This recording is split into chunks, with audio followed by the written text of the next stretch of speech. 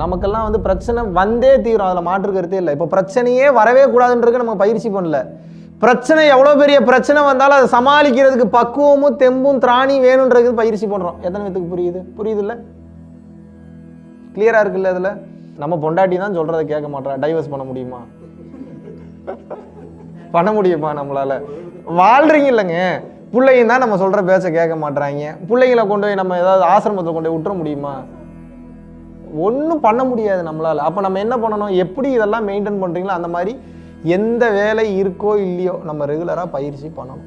சேர்த்து வச்ச குப்பையெல்லாம் எரித்து ரிலீஸ் பண்ணி விட்டு ஒன்றும் இல்லாமல் பண்ணுறதுக்கு தான் பயிற்சி. நம்ம பண்ண ஏதோ கிடைக்கும் போல டே ஆல்ரெடி எல்லாத்தையும் கொடுத்து தான் அமைச்சிருக்காங்க. உள்ளுக்குள்ளே உங்களுக்கு என்ன இல்லைன்னு நினைக்கிறீங்க நீங்கள்? இறைவனே உள்ளே உட்காந்துருக்கான். இறைவனுக்கு மேலே உங்களுக்கு என்ன வேணும்? இப்போ இறைவனை பார்க்கறதுக்கு பல விஷயம் மறைச்சிட்டு இருக்கு. அந்த மறைச்சிட்டு இருக்கக்கூடிய பொருளை இப்போ ரிலீஸ் பண்ண போகிறோம், ரிமூவ் பண்ண போகிறோம். அதுக்கு தான் பயிற்சி. அப்போ குப்பையெல்லாம் வெளியேறிச்சுன்னா என்ன ஆகும்? கன்றாவியாக இருக்கும், கேவலமாக இருக்கும் பார்க்கறதுக்கு. இருக்குமா இருக்காதா? நம்ம ஸ்ட்ரெஸ்ஸு, டிப்ரெஷன், கவலை, சில பேருக்கு பயிற்சி பண்ணும்போது ஓவராக அதிர்வாகும், சில பேருக்கு தலை கிருகிருன்னு சுற்றும், வாமிட் வரும், காதில் புகை வரும், மோஷனில் பிளட்டு வரும், சில நேரத்தில் சுத்தமாக தாங்கிக்க முடியாது, ஒரு வாரத்துக்கு எந்திரிக்க முடியாது. என்ன இதெல்லாம் பயிற்சியோட எஃபெக்ட்னு நினைக்கிறேன்? கண்டிப்பாக பயிற்சியோட எஃபெக்ட் தான். பட் இது உங்களை சபிக்கல. பயிற்சி என்ன பண்ணுது? உங்களுக்குள்ள இருக்கக்கூடிய தேவையில்லாத கர்மாந்திரத்தை பூரா வெளியே கொண்டு வருது. இந்த மனசை பக்குவப்படுத்துறதுக்கு இந்த பயிற்சி, இது நீங்கள் பயிற்சி பண்ண ஏதோ கிடைக்குதுன்னு நினைக்கிறீங்க. எதுவுமே கிடைக்காது. கிடைச்சா சந்தோஷம். இந்த மாதிரியான ஆன்ம ரீதியான பயிற்சிகள்லாம் எங்கே போய் வேலை பார்க்கும் அப்படின்னு வந்து கேட்டிங்கன்னா, ரொம்ப டீப் செல்ஸில் போய் வேலை பார்க்கும். ஒவ்வொரு செல்லுலையும் போய் மாற்றத்தை ஏற்படுத்தும். ஒவ்வொரு செல்லுக்கு ஒரு வாரம் ஆகலாம், ஒரு மாதம் ஆகலாம், ஒரு வருஷம் ஆகலாம். நம்ம சொல்ல முடியாது. அது அவங்க செஞ்ச கர்ம வினையை பொறுத்து. அதுக்காக நம்ம பயிற்சியை விட முடியுமா?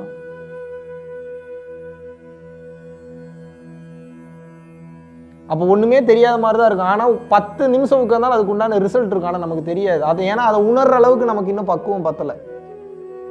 பயிற்சின்னு பண்ணிங்கனாவே ரிசல்ட் இருக்குங்க, இல்லாமலாம் இருக்காது. நமக்கு தெரிய மாட்டேங்குது. நமக்கு தெரியும். நீங்கள் வேற என்ன அந்த இடத்துல பறக்கணும்னு நினைக்கிறீங்களா? பயிற்சி பண்ணால் ஒரு 10 அடியில் பறந்து எல்லாத்துக்கும் ஆசீர்வாதம் பண்ணுற அளவுக்கு இருந்தால் தான் நான் வந்து பயிற்சியில் வந்து ரிசல்ட் அடைஞ்சிருக்கேன் அப்படி எதுவும் நினைக்கிறீங்களா? நீங்கள் என்ன தான் பதில் சொல்லிங்கனாலும் நான் ஏற்றுக்க மாட்டேன். ஏன் அப்படின்னா அது எல்லாமே கன்வின்சிங் குவாலிட்டிஸ் தான். கன்வின்ஸ் பண்ணி இப்போ எனக்கு இப்போ நீங்கள் பயிற்சி பண்ணி எனக்கு எதாவது நல்லது நடக்க போதா? நான் இதை எம்எல்ஏ மார்க்கெட்டிங்க, நீங்கள் 2 பேரும் 2 பிஸ்னஸ் எக்ஸ்ட்ரா சேல்ஸ் பண்ணிட்டீங்கன்னா மேலே இருக்கக்கூடிய ஃபஸ்ட் பாயிண்டில் இருக்கிறவருக்கு ஒரு 100 ரூபா எக்ஸ்ட்ரா கிடைக்கும். எனக்கு எதாவது கிடைக்க போதா? எனக்கு ஒன்றும் கிடைக்க போதா? நான் பயிற்சி பண்ணால் எனக்கு நல்லது, நீங்கள் பயிற்சி பண்ணிங்கன்னா உங்களுக்கு நல்லது. இதனால தான் சொன்னேன், கருணையும் தவமும் 2 கண்களாக இருக்க வேண்டும். அதான் சிம்பிளாக அப்படி சொன்னால் தானமும் தவமும் 2 கண்களாக இருக்க வேண்டும் அப்படின்னு நான் சொன்னதுக்கு உண்டான காரணமே அதுதான். தானம்னா என்ன? கருணை. தானம்னா என்ன? பொருள் கொடுக்குற மட்டும் தானம் இல்லை, அறிவு கொடுக்கறது தானம் தான், ஹெல்ப் பண்ணுறதும் தானம் தான், இன்னொருத்தர் நல்லா இருக்கணும்னு நினச்சி விட்டு கொடுத்து போகிறதும் தானம் தான்.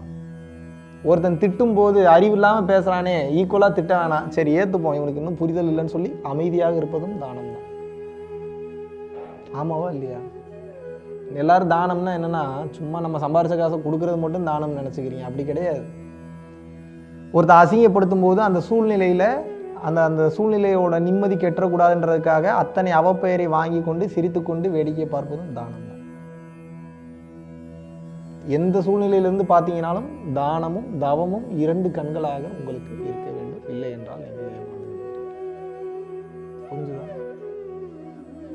சரி, என்ன பண்ணுறதுன்னா எந்த வேலை இருந்தாலும் ஒரு 10 நிமிஷத்துலேருந்து 15 நிமிஷம் பயிற்சியில் உட்காந்துடணும். எந்த வேலை இருந்தாலும் பசிச்சா சாப்பிட்றீங்களா இல்லையா? யாராவது சொல்லுங்க பார்ப்போம், 24 மணி நேரம் பிஸிங்க அதனால் நான் சாப்பிடல அப்படின்னு சொல்ல முடியுமா உங்களால்?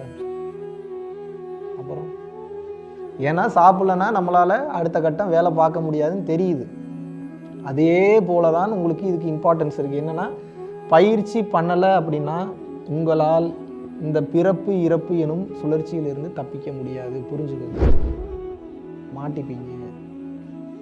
ஆரம்பத்தில் தூக்கம் வரும். ஏன் வரும் அப்படின்னா அந்த டயர்ட்னஸ் எல்லாம் வெளியேறும். எடுத்தோடனே ஃப்ரெஷ்ஷாக இருக்கும்லாம் சொல்ல முடியாது. முதல்ல நம்ம பாடி கண்டிஷனுக்கு தகுந்த மாதிரி டயர்டாக இருக்கும், தூக்கம் வரும், வாமிட் வரும், அடித்து போட்ட மாதிரி ரொம்ப டீஹைட்ரேட் ஆகிடும், சில நேரத்தில் காதில் புகை வரும். அதெல்லாம் கடந்து பண்ணணும், மறுபடியும் பண்ணணும். கொஞ்சம் கொஞ்சமாக தான் பண்ணணும், கொஞ்சம் கொஞ்சமாக இன்க்ரீஸ் பண்ணணும், இல்லாட்டினா கஷ்டம். இது உங்களுக்கு மட்டும் இல்லை, இப்போ நான் பேசுகிறது உலகத்தில் இருக்கக்கூடிய ஒவ்வொருத்தருக்கும் இவ்வளோ இதுதான் அப்ளிகபிள். நான் பண்ணாலும் தான், என் தம்பி பண்ணாலும் தான், என் தங்கச்சி பண்ணாலும் தான், எங்கள் அம்மா பண்ணாலும் தான், எங்கள் அப்பா பண்ணாலும் தான், என் நண்பர்கள் பண்ணாலும் தான், யார் பண்ணாலும் இதுதான். இதை விட்டு வேறு ஆப்ஷனே கிடையாது. அப்போ என்ன, எப்படி வந்து ஒரு 100 ரூபா சம்பாதிக்கிறதுக்கு எவ்வளோ இம்பார்ட்டன்ஸ் நீங்கள் கொடுக்குறீங்களோ அந்த மாதிரி இறைவனுடைய அருளை பெறுவதற்கு அவ்வளோ இம்பார்ட்டன்ஸ் நீங்கள் கொடுக்கணும். இறைவனோட அருளை எப்படி பெறலாம்? ஒன்று தானம் செய்து பெறலாம், இன்னொன்று தவம் செய்து பெறலாம். தவம் கூட ரெண்டாவது தான், தானம் அல்லது கருணைன்றது ஃபர்ஸ்ட் இருக்குது. அப்போ கருணையை நீங்கள் வாழ ஆரம்பிச்சிட்டீங்க ஓரளவுக்கு இப்போவே, அதை நான் பாராட்டுறேன். அந்த கருணையாக வார்த்தைகள் பேசுகிறது, கருணையாக இருக்கிற விஷயத்தை இன்னொருத்தருக்கு ஷேர் பண்ணுறது, பொருள் கொடுக்கறது, பணம் கொடுக்கறது, இதெல்லாம் ஓகே.